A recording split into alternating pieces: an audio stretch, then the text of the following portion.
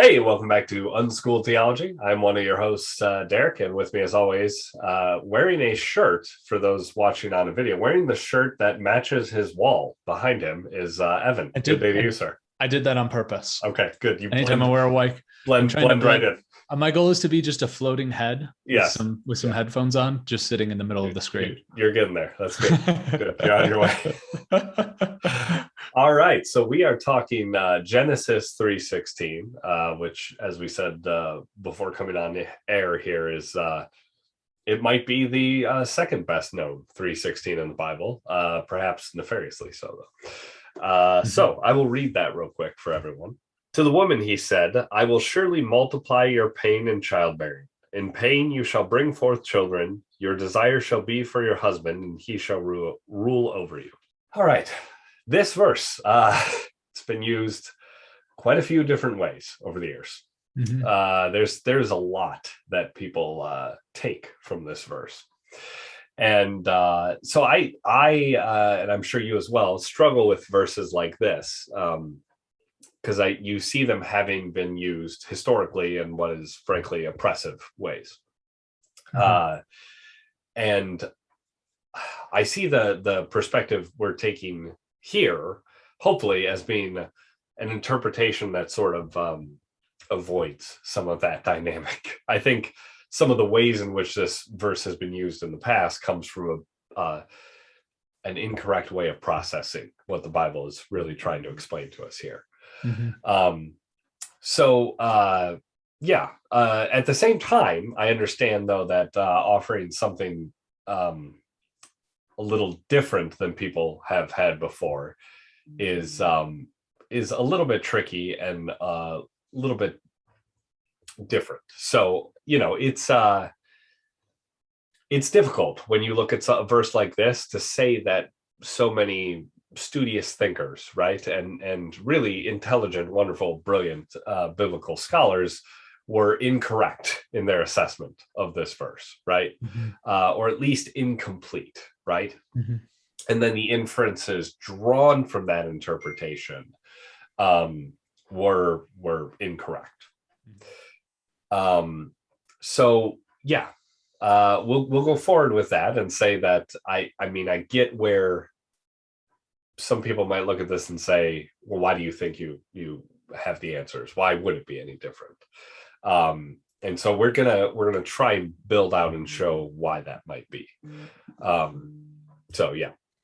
One of the things I think whenever I see a verse like this is that you have one of two directions that you can oftentimes go. You can either go, or one of two directions that people typically go. They might follow the historical route of interpreting similar to the way people have interpreted in the past, and then you come to conclusions that lead to oppressive behavior, that lead to behavior that at most Christians nowadays are not very proud of, that they don't want to stand by and defend. Or, as we've talked about a little bit before, you can go the route of, we're going to actively oppose those interpretations. We're going to say, here's how all of those interpretations are wrong, and then just kind of leave it at that. We're going to just say, like, we're going to come up with something that's very, very, very clearly counter to that, and we're going to be very clear that we don't like how those were interpreted in the past. That's reactionary. And when you're interpreting something reactionary, you don't oftentimes get at the actual truth that's going on. You might be doing something that's maybe better than just going along with past sins, let's say, but it still doesn't oftentimes get at the truth. So I think it's good to approach a verse like this and try to hack at it in as non-reactionary way as possible. Right. And say, okay, let's actually try to look at the verse itself and really figure out what's being said here, rather than saying, here's how people in the past were right, or here's how people in the past were wrong. If that makes sense. Right. Yeah. And that is a little bit of what we're going to try to do. For instance, I think a lot of the issues from this verse stems from making it primarily about having to do with men and women, right?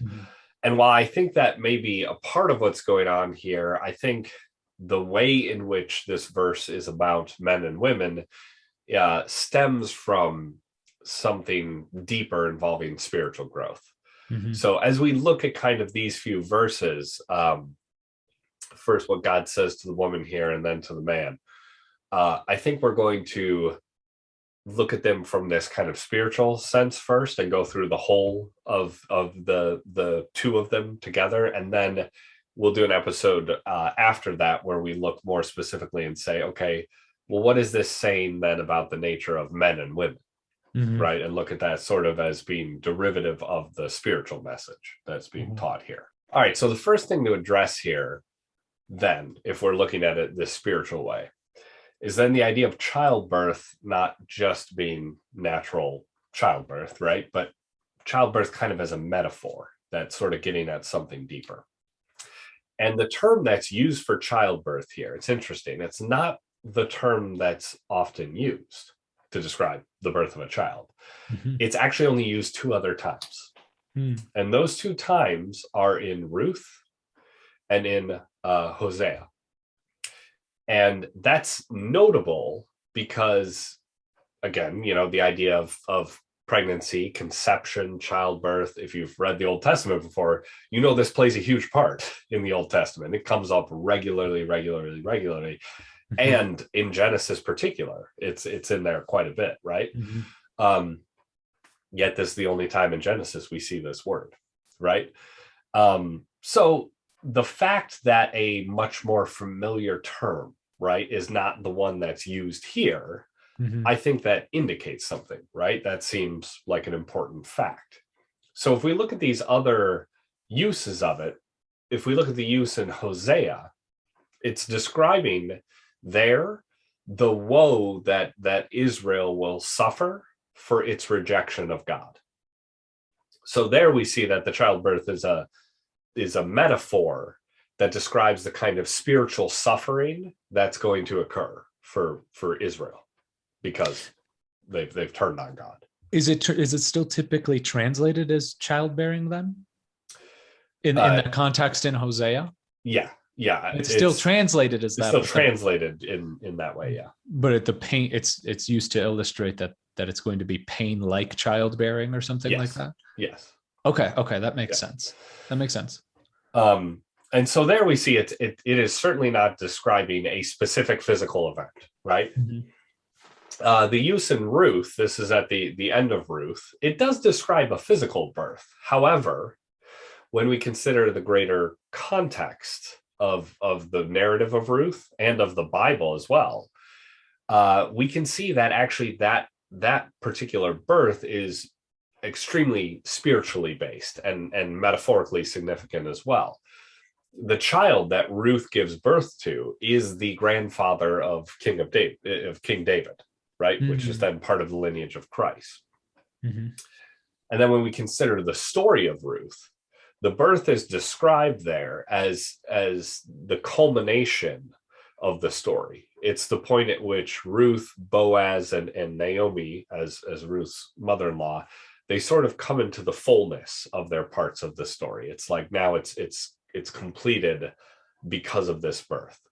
Mm-hmm. And so we can see that the birth in that story, it represents kind of the spiritual idea of Christ reclaiming those who have been widowed by the world, the way Ruth was. That's what that sort of the idea of Ruth now belonging in that lineage leading up to Christ, having been a widow, right? Mm-hmm. She's pulled back into the lineage of Christ. So she's sort of returned. Christ brings in the widowed and makes them a part of the whole again. Mm-hmm. So we can see, and in fact, in that story too, there's the idea that people become married to things of the world. Mm-hmm. And those things eventually fail them, including people, right? They die, they disappear. Mm-hmm. And they leave them widowed. Mm-hmm. But if they have a heart like Ruth's, where she seeks righteousness, they'll be made whole again in Christ. Mm-hmm. And so just as she comes to play that central part in his lineage. Mm-hmm. It might be appropriate then if we see the other two uses, right? Describing the idea of spiritual births. right? It's in addition to physical, right, in the story of Ruth. But in the story of Ruth, we're still definitely talking about spiritual. And in Hosea, it's all a spiritual birth, right? Mm-hmm. It's all sort of metaphor for this deeper spiritual idea. So if we Mm-hmm. see that in the other two usages of this term, it might be seen it as a spiritual birth here might make sense, right? Seeing it in Genesis 3:16 here as being kind of a spiritual thing. And seeing it as a spiritual birth shouldn't be a very difficult thing for Christians, assuming, again, they can set aside the need to consider the story from only the question of historicity. We call ourselves born again for a reason, right? I mean, this is an idea that we understand is spiritual birth and rebirth. Mm-hmm. And when we say that, of course, being born again, we aren't talking about a physical birth. We're talking about this spiritual rebirth. And so I think we're talking about something very similar, not quite the same, obviously, but similar in terms of representing something spiritual in this verse in Genesis. Mm-hmm. That seems fair. That seems to make sense. And that seems to be, we've talked through a lot about having this being agnostic related to the historicity of the story, and that oftentimes the reason this story has such depth to it is because there's depth to the meaning of the details. Yes. The details are not simply just physical descriptions and very, very accurate representations of something. Right. They would have the story wouldn't be as weird, and it wouldn't have particular details and then leave out a bunch of other particular details if that were the case. Yes. And so that would make sense that coming down to this, that we would be looking at birth potentially as both a naturalistic thing, but also something that might have a little bit more meaning and depth to it. Into it, yeah. That's fair. If we look at this then, as we have been, right, from the sort of idea of feminine and masculine being mm-hmm. one of the things represented in the two parties in this story, the man and the woman. Mm-hmm. I think what we might see then in this verse is that it's from the feminine aspect within us that we become new people, that we are reborn. Mm-hmm. Our feminine side is what produces kind of a new birth in terms of ways of thinking, of approaching the world. Mm-hmm. And that stems from our feminine instincts. That's the side that processes things. That's the side that looked at the tree and looked at the fruit and saw sort of the potential of it, right? Mm-hmm. It's that process within all of us, right? We all have it within all of us that brings forth sort of the new birth. And birth, too, it should be noted, implies something better, right? Because a birth of a new child is something that has more potential life ahead of it. It's not mm-hmm. as weighed down as adults. It's not, burdened by the years of life. It hasn't made up its mind about so many things. It contains sort of all this potential to be something better. And so I think the key here we want to do is to recognize that it is from our feminine perspective that we can grow and become better, more capable human beings. That's mm-hmm. what we sort of do, but from that feminine way of thinking. It's also how we affect change in the world too. It's because the feminine then looks at the world rather than as it's presented, like we illustrated a while ago with Adam, recounting to God exactly the events that happen. Eve is able to hit at what is significant. Right. And Eve is able to look at the potentiality in future. We've already used the word potential a couple mm-hmm. of times. Mm-hmm. That it's changing ourselves, but it's also the thing that interacts with the world and affects movement within the world. Yes. Yeah. Or at least I shouldn't say just movement, because I think Adam would affect movement as well. I think affects a change in the patterns. That would probably be a change in direction. Yeah. Like Adam could pound forward potentially. Right, the masculine can penetrate and keep going forward. It's going to keep going. But it's only the feminine that would rearrange the direction. Yeah. Yes. Yeah. The masculine will keep that train going down the tracks, but the feminine is what changes the rails. Right? Yeah. Exactly. Yeah. So it is it's the feminine side that creates sort of our internal dialogue. It allows us to work through various mental challenges, difficulties, ideas. But at the same time, as we see in the story, to keep that inner dialogue from running wild is difficult, to say the least, right? And then we want to take this further and look here at what we're talking about in terms of increased pain during childbirth. The process of becoming a better version of ourselves is a painful one, right?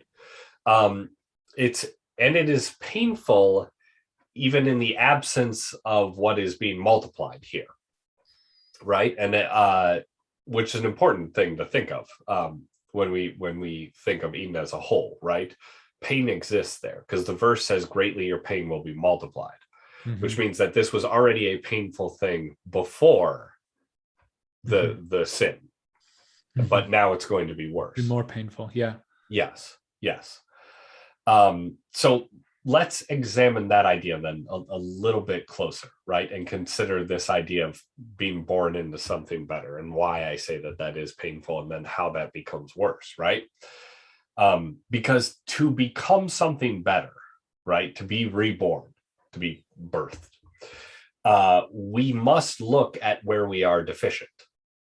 And we need to do so honestly and clearly, see where our deficiencies are. Because when you are becoming something better, you're ideally eliminating one of those deficiencies or more. But looking at our deficiencies is by no means a pleasant experience. It's difficult to look at oneself and say, oh, here's where I need to improve. Here's where I'm not good enough, right? There's a way in which it is painful, not so much for us adults because we've sort of come to grips with it, but for children, it is in a little ways to realize they'll never be able to fly on their own like a bird, right? There's something about that it's disappointing, it's painful, right?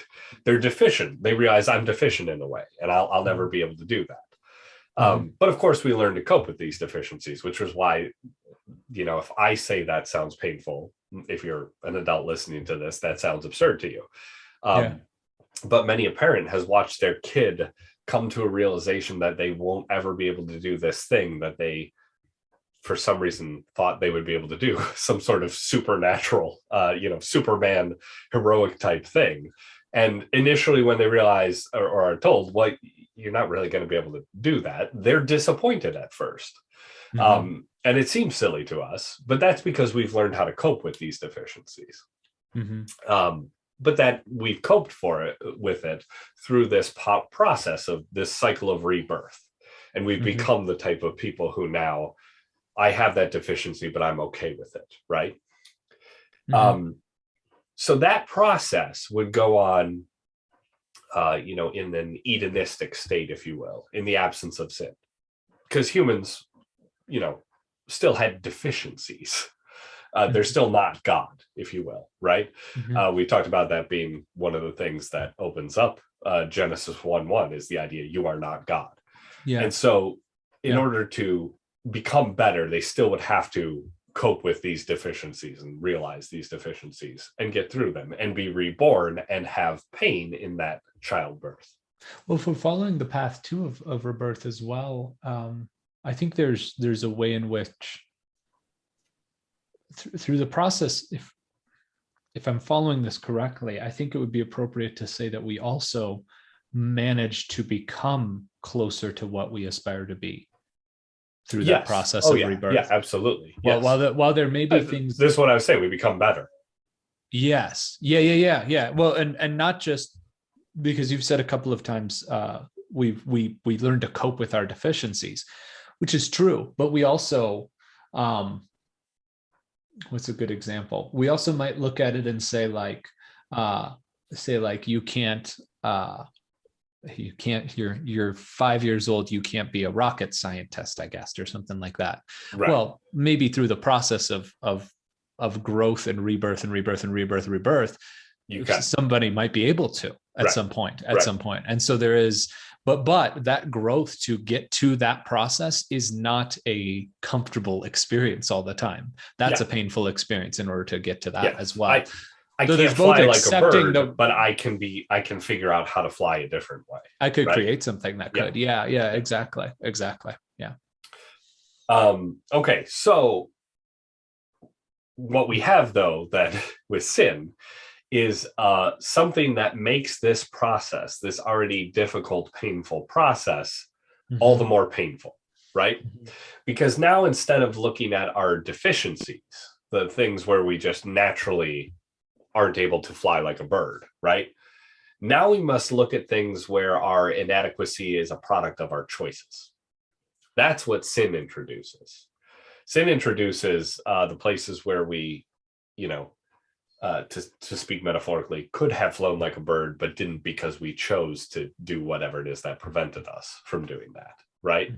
That's what sin introduces. We must consider the way we are deficient because we choose to be so.